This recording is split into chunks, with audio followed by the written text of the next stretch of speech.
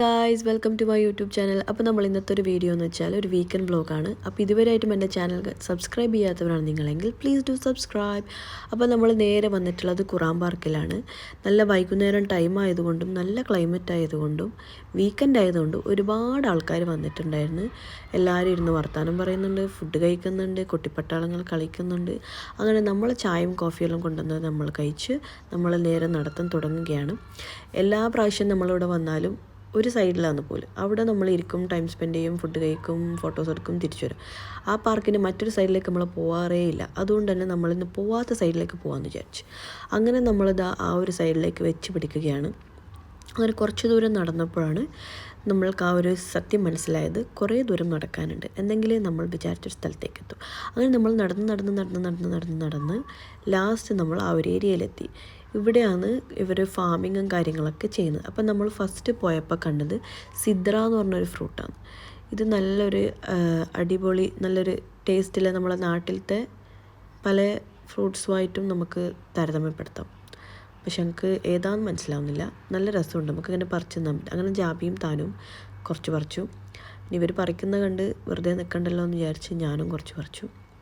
അങ്ങനെ ഇതാ ഈ നിൽക്കുന്ന മരങ്ങളിലെല്ലാം ആ ഒരു സിദ്ര എന്ന് പറഞ്ഞ ഫ്രൂട്ട് ഉണ്ട്.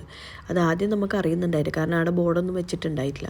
ഒരു വൈറ്റ് അറബും അതിൻ്റെ ഫാമിലിയും വന്നിട്ട് പറിക്കുമ്പോൾ നമ്മൾ അവരുടെ അടുത്ത് ചോദിച്ചത് എന്താണ്. അപ്പോൾ അവരാന്ന് പറഞ്ഞത് സിദ്ര എന്ന് പറഞ്ഞൊരു ഫ്രൂട്ടാണ്, നല്ല ടേസ്റ്റാണെന്ന് പറഞ്ഞിട്ട് അങ്ങനെ നമ്മളും പറിച്ചു. പിന്നെ നമ്മൾ മുന്നോട്ടേക്ക് നടന്നു. അന്നേരമാണ് നമ്മൾ ഈ ഒരു ക്യാബേജിൻ്റെതാണെന്ന് തോന്നുന്നു ഇങ്ങനത്തെ ഒരു കൃഷി ചെയ്യുന്ന സംഭവം കണ്ടത്. നല്ല ഭംഗിയുണ്ട്. നാട്ടിലെല്ലാം ഇങ്ങനെ കണ്ടത്തിലെല്ലാം ഇങ്ങനെ നടന്ന ഒരു നട്ട ഒരു ഫീൽ ഉണ്ടായിരുന്നു നമുക്ക് കാണുമ്പോൾ. അതേപോലത്തെ ഒരു ഓപ്പൺ സ്പേസിൽ ഇങ്ങനെ അതിൻ്റെ ഇപ്പുറത്തെ സൈഡിലായിട്ട് കുക്കുംബർ നട്ടിട്ടുണ്ട്.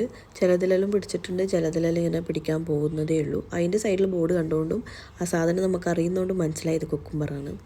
അങ്ങനെ അതിൻ്റെ ഒരു സൂമായിട്ടുള്ളൊരു വീഡിയോ ഞാൻ എടുത്തു. അതിനുശേഷം നമ്മൾ വീണ്ടും നടന്നു. ആ ഒരു സൈഡിൽ മൊത്തം ഉള്ളത് ഈ ഒരു കുക്കുംബറിൻ്റെ ആ ഒരു ഇതാണ്. ആ സൈഡ് അങ്ങോളമുണ്ട്. അത് നോക്കി നടക്കുമ്പോൾ നല്ല ചെറിയൊരു മഞ്ഞ കളറിലെ പൂവുണ്ട്, നല്ല രസം തോന്നി. അപ്പോൾ അതിൻ്റെ വീഡിയോസ് എടുത്ത് ഇങ്ങനെ മുന്നോട്ട് പോകുമ്പോഴാണ് ഞാൻ ആ ഒരു ബോർഡ് കണ്ടത്. അപ്പോഴാണ് എനിക്ക് മനസ്സിലായത് മസ്റ്റാർഡാണത്, കടുക്.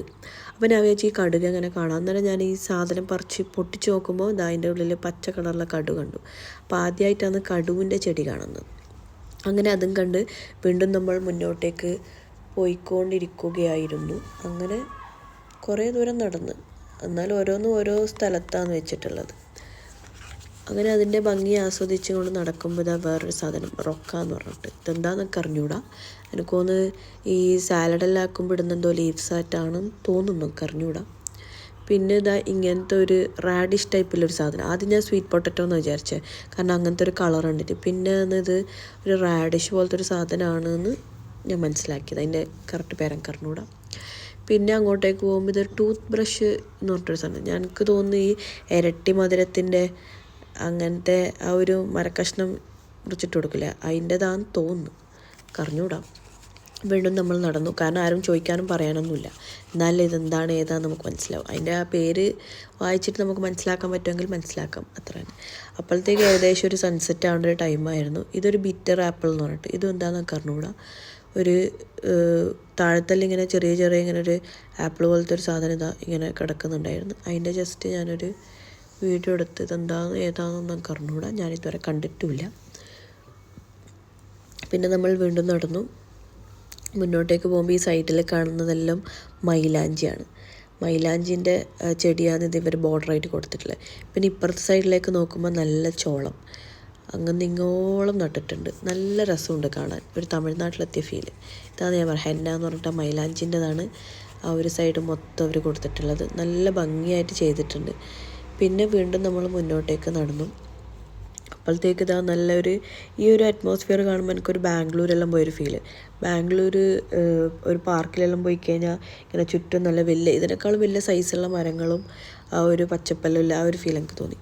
അങ്ങനെ നമ്മളതെല്ലാം നോക്കി വീണ്ടും നടന്ന്. അപ്പോഴത്തേക്ക് ഇതാ താനുവിൻ്റെ ഷോ തുടങ്ങി. എവിടെ പോയി കഴിഞ്ഞാൽ ഇവൻ ഈ ജാബിൻ്റെ തോളത്ത് കയറിയിട്ടേ വരും. അങ്ങനെ കുറച്ചുകൂടി മുന്നോട്ട് നടക്കുമ്പോൾ നല്ല രസമുള്ളൊരു മഞ്ഞ കളറിലൊരു പൂ കണ്ട് ജസ്റ്റ് ഞാനതിങ്ങനെ കയ്യിൽ പിടിച്ചൊരു വീഡിയോ എടുത്തതാണ്. എന്ത് ചെടിയാണ് എന്ത് പോവാന്നൊന്നും അറിഞ്ഞൂടാ. അവിടെയെല്ലാം കുറേ ആൾക്കാരിങ്ങനെ പിക്നിക് സൈറ്റ് പോലെ ഇങ്ങനെ വന്നിട്ട് അവർ ഇതൊക്കെ മാറ്റൊക്കെ ഇട്ടിരുന്ന് ഫുഡൊക്കെ കഴിച്ച് എൻജോയ് ചെയ്യുന്നുണ്ട്. അങ്ങനെ കുറച്ച് നേരം നമ്മൾ അവിടെ ഇരുന്ന് താനും എന്തോ ആ മരത്തിലിങ്ങനെ ഉരച്ച് നോക്കുന്നുണ്ട്, എന്താണെന്ന് നമുക്ക് മനസ്സിലായിട്ട്. അങ്ങനെ അതെല്ലാം നോക്കി കുറച്ച് നേരം നടന്ന് പിന്നെ ആ നേരത്തെ കണ്ട ആ മരത്തിൻ്റെ 2 സൈഡ് മരത്തിലുള്ള ആ ഒരു വഴിയിലൂടെ നമ്മൾ കുറച്ച് ദൂരം നടന്നു. നല്ലൊരു തണുത്ത കാറ്റും നല്ലൊരു വൈകുന്നേരം ടൈം ആയതുകൊണ്ട് തന്നെ നല്ല രസമുണ്ടായിരുന്നു നടക്കാൻ വേണ്ടി. അങ്ങനെ കുറച്ച് ദൂരം നമ്മൾ അതിലൂടെ ഇങ്ങനെ നടന്നു, വർത്താനൊക്കെ പറഞ്ഞ് താനും ജാബി ഇങ്ങനെ ഫുട്ബോൾ കളിച്ചുകൊണ്ട് വരുന്നുണ്ട് അതിന് ബാക്കിൽ. ഞാൻ അവരെക്കാളും മുന്നിലേക്കൂടെ നടന്നു. അങ്ങനെ നല്ല ഭംഗിയുള്ള സ്ഥലം, കണ്ണിനും നല്ല സുഖമുണ്ട്, മനസ്സിനും നല്ലൊരു സമാധാനമുണ്ട്. നല്ലൊരു എവിടെയോ ഒരു പുറത്ത് എവിടെയോ പോയൊരു ഫീല്. കാരണം ഫുള്ള് ദുബൈയിലായാലും ഷാർജയിലായാലും നമ്മൾ ബിൽഡിങ്സ് മൈൻഡ് ചെയ്യേണ്ടിയും റഷും ഇതെല്ലാം കണ്ടിട്ട് ഈ ഗ്രീനറിയും ഇങ്ങനത്തെ ഈ ഒരു ഇതൊക്കെ കാണുമ്പോൾ നമുക്ക് നല്ലൊരു മൈൻഡ് ഒരു നല്ല റിലാക്സ് ആൻഡ് റിഫ്രഷ് ആവുന്നുണ്ട്. അങ്ങനെ ഇതാ അതിൻ്റെ ഇടയിലൂടെ പോകുമ്പോഴത്തേക്ക് ഇവിടെ ഒരു ഇങ്ങനത്തെ ഒരു വെള്ളത്തിനൊരു സെറ്റപ്പ് ഉണ്ട്. ഇത് മൂസാ നബി ഇങ്ങനെ വെള്ളത്തിലിങ്ങനെ വടി ഇങ്ങനെ അടിച്ചപ്പോൾ 2 ഇതായിട്ട് മാറി കടൽ നടുവിലേക്കൂടെ വഴി കൊടുത്ത് അതിൻ്റെ ആ ഒരു ഈ തീമിൽ ചെയ്തിരിക്കുന്നതാണ് സംഭവം. അതിൻ്റെ അത് സെൻറ്ററിലേക്കൂടെ ഒരു വഴിയുണ്ട് നമുക്ക് നടന്നു പോകാൻ പറ്റുന്നത്. പിന്നെ അതിൻ്റെ ഇപ്പുറത്തായിട്ട് തന്നെ ഒരു ഗ്ലാസ് ഹൗസ് ഉണ്ട്. അതിൻ്റെ അകത്ത് ഫുള്ള് ഗാർഡനാണ്, പല തരത്തിലുള്ള വെറൈറ്റി ആയിട്ടുള്ള ചെടികളും കാര്യങ്ങളൊക്കെ. നമ്മൾ കഴിഞ്ഞ പ്രാവശ്യം വന്നപ്പോൾ പോയതുകൊണ്ട് തന്നെ ഇപ്രാവശ്യം അതിൻ്റെ അകത്ത് കയറിയിട്ടില്ല. അങ്ങനെ പിന്നെ നമ്മൾ വൈകുന്നേരം അതിലേക്കൂടെ നടന്ന് മഗ്‌രിബ് നിസ്കാരമൊക്കെ കഴിഞ്ഞ് വീണ്ടും നമ്മൾ തിരിച്ച് നേരെ അവിടെ ഒരു കേവ് ഫസ്റ്റ് തന്നെ കണ്ടില്ല, ആ കേവിൻ്റെ ഉള്ളിലേക്ക് നമ്മൾ കയറി. അതിൻ്റെ ഉള്ളിൽ ഓരോ നബിമാരുടെ ചരിത്രം പറയുകയാണ്. അങ്ങനെ എല്ലാവരും എങ്ങനെ സ്റ്റാർട്ട് ചെയ്ത് അവരെങ്ങനെ ഇതായി എന്നൊക്കെയുള്ള ആ ഒരു പഴയ കാലത്തെ ഒരു സ്റ്റോറി പറയുന്നത് ഒരു ആനിമേഷൻ തീമിലൂടെ അവർ കാണിച്ചു തരുന്നതാണ്. അങ്ങനെ നമ്മളെല്ലാവരും ഇരുന്നു. അങ്ങനെ കുറേ ആൾക്കാരുണ്ടായിരുന്നു, കുറച്ച് ആൾക്കാരായിട്ട് അതിൻ്റെ അകത്ത് കയറ്റുന്നത്. എല്ലാവരും അവിടെ ഇരുന്ന് ഇങ്ങനത്തെ ഒരു സ്ക്രീനിൽ നമുക്കത് എഴുതിയിട്ടും ആ ഒരു പിക്ചറിൻ്റെ ഇതൊക്കെ വെച്ചിട്ട് നമുക്ക് കാണിച്ചു തരും. ഇതാ യൂനുസ് നബീൻ്റെ അങ്ങനെ ഓരോ ഇത് കാണിച്ചു തരുന്നുണ്ട്. അങ്ങനെ ഓരോന്നായിട്ട് നമ്മൾ പോയി ഇരുന്ന് കണ്ടു. അവർ നമുക്കത് എക്സ്പ്ലെയിൻ ചെയ്ത് തരും ചെയ്യും, പിന്നെ സ്ക്രീനിൽ നമുക്കത് എഴുതി കാണിക്കും.